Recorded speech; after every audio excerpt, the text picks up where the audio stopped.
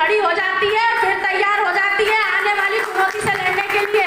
तो महिला की कमजोरी नहीं है रोना, महिला की ताकत है कि वो किसी भी गम को अपने सीने में दफन करके अपने आप को कमजोर नहीं बनाती है।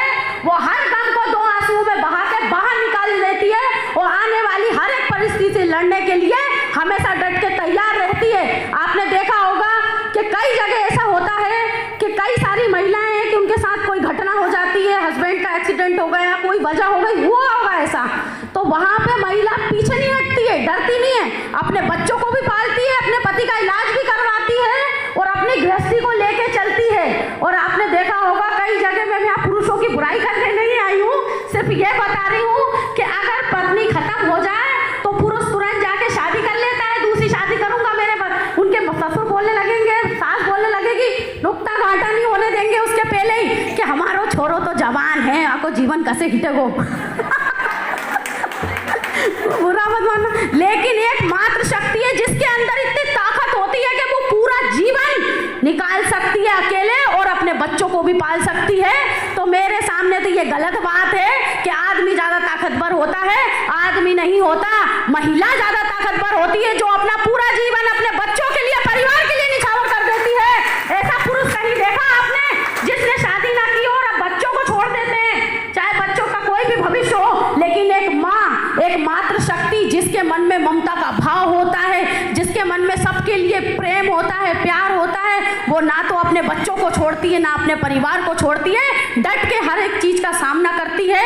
ऐसी हमारी मात्र शक्ति होती है। ये आदि शक्ति भवानी का रूप है आप सभी। मात्र शक्ति का प्यार, एक पुरुष का जीवन बिना मात्र शक्ति के नहीं निकल सकता। जन्म से लेकर मृत्यु तक मात्र शक्ति उसका साथ देती है। जन्म लेता है तो माता उसका साथ देती है, फिर बहन के रूप में उसका बचपन व्यतीत होता है और उसके बाद में पत्नी के रूप में पूरी जीवन संगनी उसको मिलती है, आखिरी समय तक, आखिरी सांस तक साथ निभाने के लिए।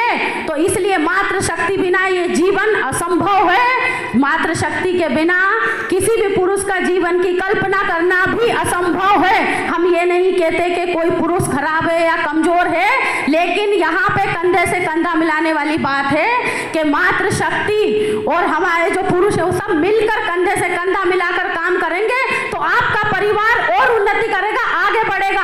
आप ये मत सोचो अब वो गया जमाना जब महिलाएं, एक आदमी कमाएगा 4 जने बैठ के खा रहे हैं, ऐसा होता था और होता आ रहा है। इसलिए हम गरीब गरीब और गरीब होते चले जाते हैं क्योंकि हमारी सोच में बदलाव नहीं था।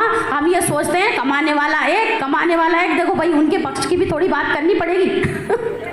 क्या है, ये सही बातें करती हूँ मैं तो क्या होता है कि आदमी कितना कमाए बेचारा, वो कमाएगा उतना तो पूर्ति नहीं हो पाती है। हम खाना खा लेंगे, जरूरत की चीजें कर लेंगे, लेकिन हमारी पसंद के कपड़े कैसे पहनेंगे, आज यहाँ जाना, कल वहाँ जाना, इस साड़ी के साथ ये ब्लाउज, ये ज्वेलरी, ये, तो इसके लिए क्या करना पड़ेगा, आपको सेल्फ डिपेंड होना पड़ेगा और अपने पैर पर खड़ा होना पड़ेगा ताकि आपको हर चीज के लिए हाथ नहीं फैलाना पड़े कि आज मुझे ये चाहिए तो आज मुझे वो चाहिए। आप तो ब्रह्मांड को पाल सकती हो, आपके अंदर आदि शक्ति भवानी की शक्ति है, तो हाथ फैलाना छोड़ दो मेरी माताएं बहनें, दम से कमाना सीखो, अपने पैर पे खड़े होना सीखो।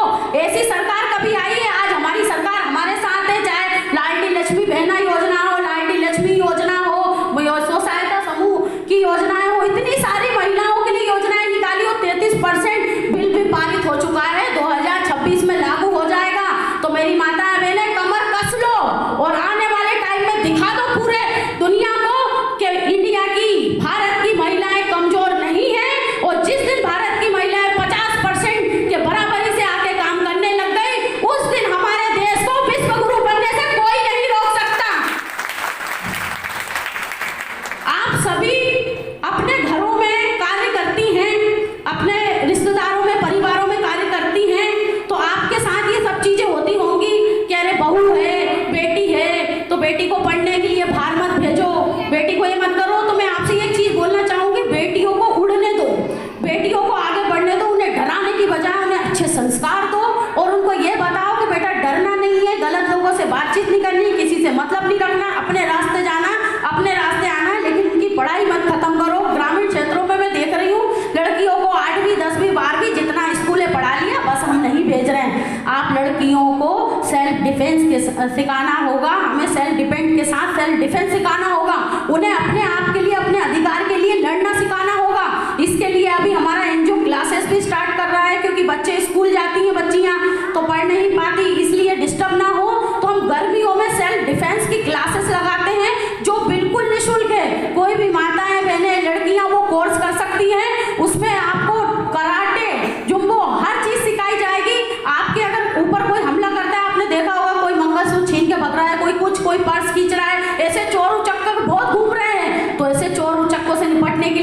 पुलिस या किसी एक आदमी को सिक्योरिटी के लिए ले जाने की जरूरत नहीं है। हमारे बाजुओं में इतना दम है कि हम उसका मुंह तोड़ जवाब दे सकते हैं। तो उसकी प्रैक्टिस भी करो। आप अपने आप को कमजोर मत समझो। महिला के अंदर बहुत शक्ति और बहुत ताकत होती है। तो हमारे ये सेल्फ डिफेंस का कोर्स अभी स्टार्ट होगा मार्च से। मेरे पर्चे सबके पास आ चुके हैं। आप लोग वो कोर्स ज्वाइन कर सकते हैं और सेल्फ डिफेंस खुद भी सीख सकते हैं और अपने बच्चों को भी सिखा सकते हैं। और अपनी बेटियों को बेझिझक पढ़ने भेजो। उन्हें शारीरिक रूप और मानसिक रूप से मजबूत रखो। डिमोटिवेट मत करो, नेगेटिव मत करो कि बेटा ये कर सकता है, भैया जा सकता है, तू नहीं जा सकती। ये करने से क्या होगा, लड़की के दिमाग में ये बात बैठ जाएगी कि मैं नहीं कर सकती हूँ, ये काम सिर्फ मेरा भाई कर सकता है। तो ये बात कौन बिठाता है? अपना घर, अपना परिवार। आज आप देख रहे हो कि एक महिला कैसी थी, पहले के टाइम में एक गाय होती है, उसको डेली खूंटे से बांधो तो वो वही खूंटे पे रहेगी। लेकिन किसी दिन नी भी बांधोगे, रस्सी डाल दोगे तो भी वही रहेगी, उसकी आदत डल गई है। तो महिलाओं के साथ यही हुआ है। पुरुष प्रधान देश है, महिलाओं को ये नहीं करना, वो नहीं करना, घूंघट करना, यहाँ नहीं जाना, वहाँ नहीं जाना, इसके सामने नहीं चलना, यहाँ तक कि चप्पल पहन के नहीं चलना, खाना भी पूरा परिवार खाएगा उसके बाद खाना। तो ये जो छोटी छोटी कुरीतियां थी अब धीरे धीरे खत्म हो रही हैं, आगे खत्म हो रही है। तो आप क्या चाहती हो कि आपकी बेटियों के साथ ये हो? नहीं। आप ये बताओ, आपकी बेटी पढ़ लिख के इंजीनियर बन जाएगी, कलेक्टर बन जाएगी, डॉक्टर बन जाएगी, किसका घूंघट करेगी, किसके सामने पैदल चलेगी? करेगी क्या वो? ऐसे नहीं करेगी ना। तो हमें हमारी बेटियों को मजबूत बनाना है, कमजोर नहीं बनाना। हमारे साथ जो बीता है वो हमारी बेटियों के ऊपर नहीं डालना है हमें कि कल से जो हमारी सास ने, जो हमारी माँ ने कहा था कि नहीं बेटा ये नहीं कर, तो हम वो संस्कार दें। नहीं, हम हमारी बेटी को मानसिक रूप और शारीरिक रूप दोनों तरीके से मजबूत करेंगे। और वो कैसे करेंगे? हमेशा बेटी का हौसला बढ़ाओ और उससे ये बोलो, आपकी बेटी की जो उम्र है ना, बच्चों के साथ उनका दोस्त बनना पड़ता है। हम सोचे कि हम माता पिता बनकर डांट डांट के उनको समझा लें, ऐसा नहीं होता। फिर वो क्या करेंगे? जहाँ प्यार मिलेगा वहाँ बताएंगे सारी बातें। इसलिए आपको उनके दोस्त बन के रहना। बेटा आज स्कूल में क्या हुआ, आज किस किस से बात हुई, तुम्हें कौन अच्छा लगता है, कौन बुरा लगता है, वो शेयर करें। वो सारी चीज़ें आपको बताएं, अपनी दिनचर्या। उससे आपको ये अंदाजा रहेगा कि हमारी बेटी सही जगह जा रही है या गलत जगह जा रही है। तो आप उसको उसका ज्ञान दोगे कि बेटा किस उम्र में कौन व्यक्ति कैसी बात करता है, दुनिया कितनी झूठी है। आज हमारा परिवार जो बात करता है, घर वाले बच्चे क्या सोचते हैं, मम्मी सही बोलती, पापा बोलते हैं, सब सही बोलते हैं। वो घर जाते हैं तो उनको लगता है कि दुनिया भी सही बोलती है, तो वो उनके बहकावे में आ जाते हैं। तो हमें ये चीज़ बतानी है कि बेटा जो परिवार में तुम्हारे पापा में दादा दादी नानी जो भी हैं, इनको छोड़ के घर के बाहर वाले लोग सब झूठ बोलते हैं, सही नहीं बोलते। उन पे कभी भरोसा नहीं करना। अकेले अपने आप को किसी के साथ कहीं जाना नहीं, पब्लिक प्लेस में रहना, अपने परिवार के साथ ही जाना आना, चाहे जन्मदिन मनाना हो, बर्थडे पार्टी करना हो, जाओ, कोई मना नहीं कर रहा। लेकिन किसी को लेके जाओ या फिर अपने घर बुलाओ, जो भी खर्चा करना है हम करवा देंगे। इस तरीके से बच्चियों को समझाओ कि लोगों को समझे कैसे वो।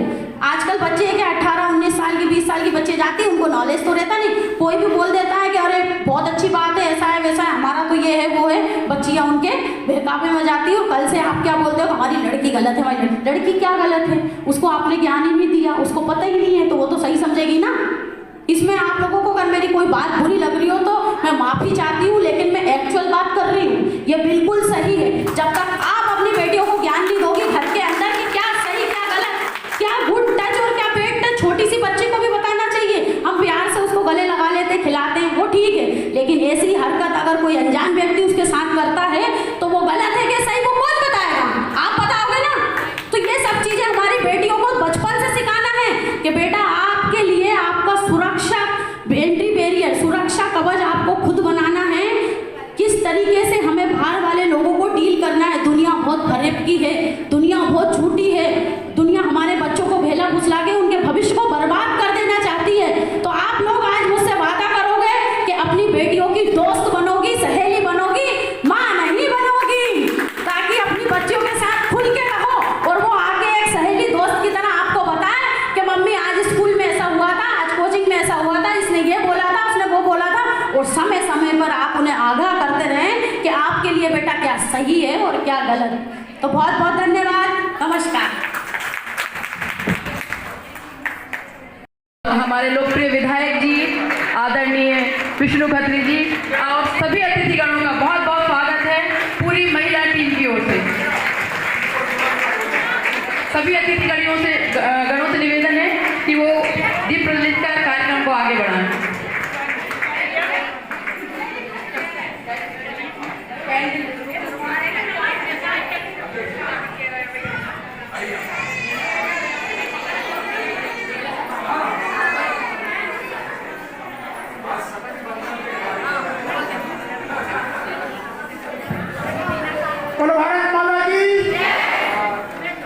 शक्ति माता की।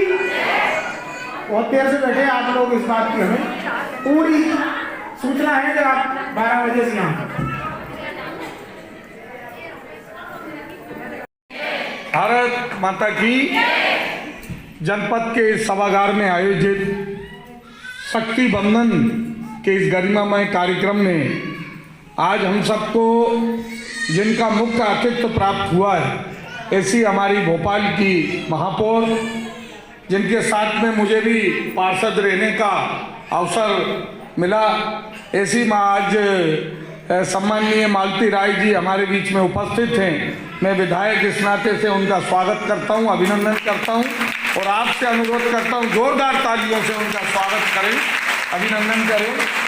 मंच पे विराजमान हमारे जिले के यशस्वी अध्यक्ष आदरणीय भाई साहब केदार सिंह मंडलोई जी, हमारी महिला मोर्चे की जिले की अध्यक्ष सम्माननीय भाभी जी नम्रता शर्मा जी, हमारी जनपद की सम्माननीय अध्यक्ष लता कुबेर सिंह गुर्जर जी, हमारे जिले के महामंत्री सम्माननीय भाई कुबेर सिंह जी, हमारी जनपद सदस्य सम्माननीय स्वाति दांगी जी और हमारी महिला मोर्चे की दोनों महामंत्री और यहाँ उपस्थित हमारी जिले की उपाध्यक्ष सम्माननीय भाभी जी बिमला शर्मा जी और मंच के सामने विराजमान सभी देवी स्वरूपा माताएं बहनें, जिनके लिए आज ये कार्यक्रम है।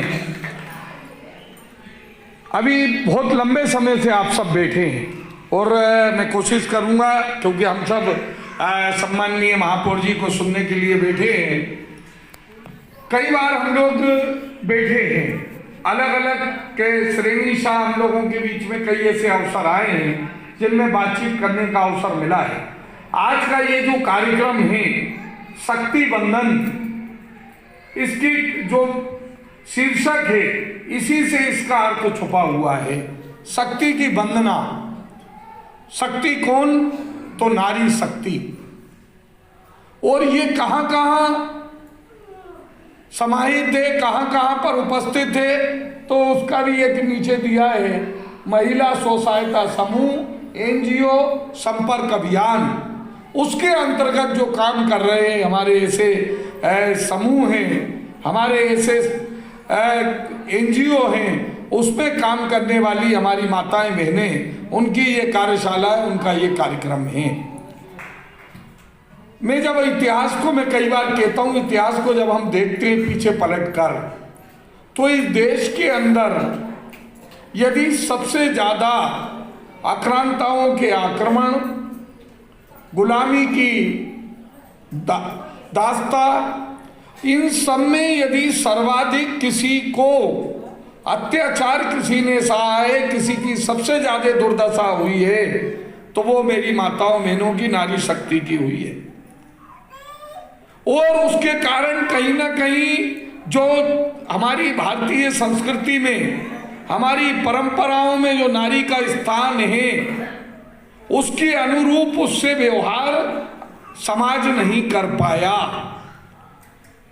और लगातार उसके कारण एक पिछड़ापन, अशिक्षा, गरीबी, अनेक प्रकार के जो भी विषय रहे, उनसे सीधे या विकास का अभाव, इसका सीधा सीधा यदि कोई शिकार हुई है तो मेरी माताएं बहनें हुई हैं।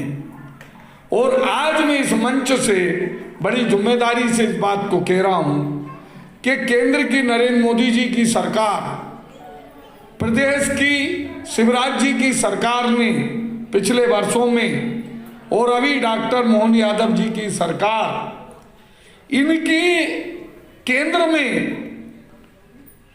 यदि कोई है तो आप हैं। कैसे आपका विकास हो, कैसे आपके जीवन में परिवर्तन आए, कैसे आप इस विकास की यात्रा में बराबरी से खड़ी हो सके, समाज के इस उत्थान और विकास में कैसे आपकी सहभागिता हो सके, इसके लिए लगातार प्रयत्न हो रहे हैं। और ये केवल प्रयत्न नहीं, इनके परिणाम भी दिखाई दे रहे हैं। आज आप देखिए 2017 से जो प्रारंभ हुआ ये स्व सहायता समूहों का काम, मेरा बहुत, मैं लगातार इससे जुड़ा हुआ हूँ।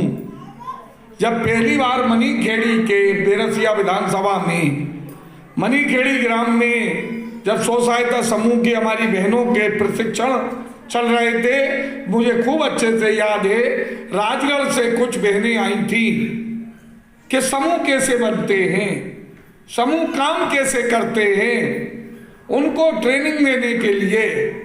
और उस समय मुझे लग रहा था कि वास्तव में ये कितना कठिन काम है, क्योंकि इस ग्रामीण क्षेत्र में बहुत पर्दा प्रथा है। हमारी माताओं बहनों में शिक्षा का जो स्तर है वो भी कम है, और उनके बीच में काम करना कैसे होगा। लेकिन आज मुझे बड़ी प्रसन्नता होती है जब ये कहते हुए कि इस बेरसिया विधानसभा में कोई 1000-2000 नहीं, आज कम से कम 30,000 के लगभग माताएं बहनें इससे जुड़ी हैं। आज हमारे 2000 से ज़्यादा समूह आज हमारे काम कर रहे हैं इस क्षेत्र के अंदर, और ये केवल कागजों पे नहीं कर रहे, ये आज उनकी सफलता की गाथाएं हैं। हम जब, मैं बताना चाहता हूँ महापौर जी को कि जहाँ रुना और नजीराबाद के हमने समूहों के कार्यक्रम हमने आयोजित किए, और जब हमने पूछा कि इसमें कितनी बहनें लखपति बनी हैं, उनकी कुछ की सक्सेस स्टोरी, कि उनने किस प्रकार से स्वयं के साथ अपने परिवार को संबल देने का जो काम किया है, अपने का विकास तो किया ही है, लेकिन उसके उनके जब हम सुनते हैं तो ध्यान में आते हैं कि वास्तव में ये कितना बड़ा काम हुआ है। आज कई एनजीओ के माध्यम से आजीविका मिशन तो अपना काम कर ही रहा है, कई हमारे अभी एक ये हमारी बहन बेटी है लक्ष्मी मीणा, लगातार कुछ ना कुछ, अभी मैंने देखा विकास यात्राओं के समय वहाँ पर जो है माताओं बहनों का स्वास्थ्य परीक्षण और भी कई, तो ऐसे बहुत सारे लोग मिलकर काम कर रहे हैं कि किसी भी तरीके से। और सरकारें, एक काम तो सरकार आजीविका मिशन के माध्यम से कर ही रही है, लेकिन हितग्राही मूलक योजनाओं में माताओं बहनों को कैसे उनका जीवन स्तर सुधरे, उज्ज्वला के कनेक्शन, धुएं से निजात किसको मिली? माताओं बहनों को। प्रधानमंत्री आवास, पक्के मकान, घर, मुखिया तो घर से निकल जाते हैं, लेकिन घर में अभाव में कोई जीता है तो आप, आज पक्के मकान बने गरीबों के, एक निःशुल्क खाद्यान्न, जल जीवन मिशन, लाडली बहना, अनेक योजनाएं, मैं उनके योजना गिनाने खड़ा नहीं हुआ हूं, अनेक योजनाओं के माध्यम से कैसे आपका जीवन बदले।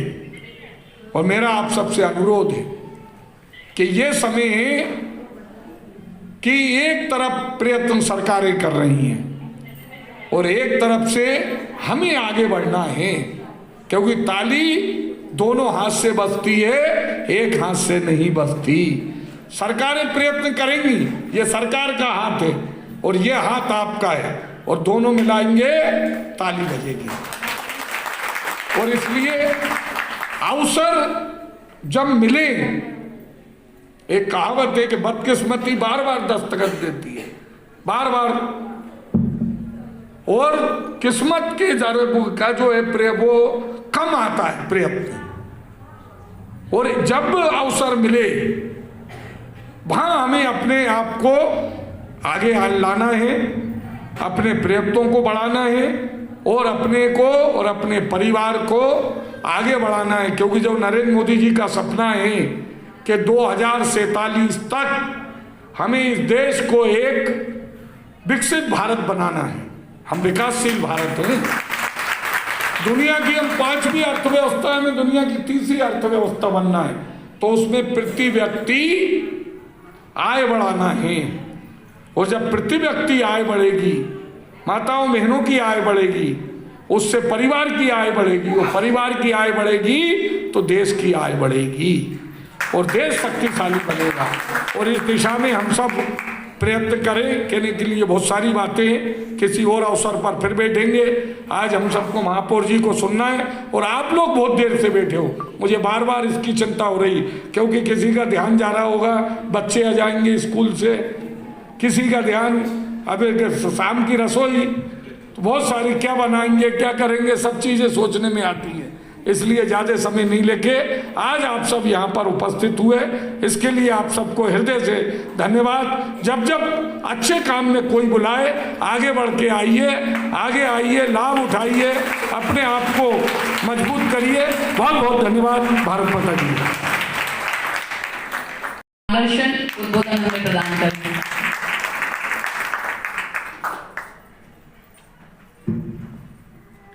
बोले तरावली मैया की, तरावली मैया की, बोले भारत माता की, भारत माता की। आज के कार्यक्रम में मंच पर उपस्थित शक्ति वंदन कार्यक्रम, और इस कार्यक्रम में हमारे बीच में उपस्थित भारतीय जनता पार्टी के जिले के अध्यक्ष भाई केदार मंडलोई जी। अच्छा, मैं अपनी बात को पूरा करूं, बैरसिया और ग्रामीण जिले को बहुत बधाई देना चाहती हूँ, क्योंकि यहाँ केदार है, यहाँ विष्णु है और यहाँ कुबेर है। मतलब ये ग्रामीण हटा दे।